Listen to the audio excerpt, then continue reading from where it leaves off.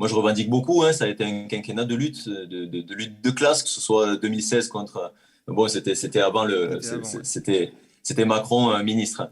Mais la loi travail, 2018, la réforme ferroviaire, 2019-2020, l'explosion des Gilets jaunes, qui est une explosion de colère, en fait, notamment de salariés de petites boîtes, pas beaucoup syndiqués.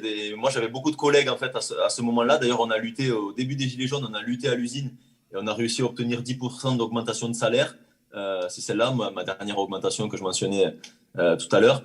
Mais toutes ces luttes-là, elles nous ont permis de commencer à relever la tête. Donc, comment on aborde le prochain quinquennat avec cet état d'esprit? C'est pour ça que tout à l'heure, en fait, je disais, c'est ni le dialogue social et les compromis syndicaux dont on a besoin. On a besoin d'un plan de bataille. On a besoin d'un plan de bataille et ni en fait de mettre tous nos espoirs dans un vote qui en fait nous sauverait une cohabitation, une gauche plurielle, quelque chose comme ça, puisque en fait la manifestation d'hier s'était marquée par les discussions, la réhabilitation de Olivier Faure et du Parti socialiste en fait maintenant qui ont le droit de venir dans nos manifestations. Moi ça me fait halluciner alors que c'est eux qui nous ont fracassés pendant 5 ans. Même mes collègues qui sont ni militants syndicaux ni politiques, ils abordent les années à venir avec énormément de colère, de dégoût.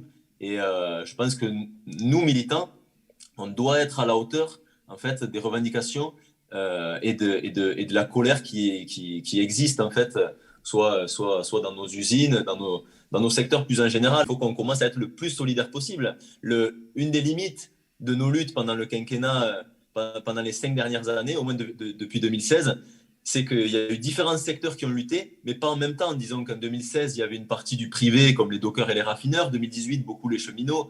2019, je l'ai dit, Gilets jaunes, c'était un autre secteur encore. Mais le plus possible, on va réussir à lutter ensemble et le plus on va les faire reculer.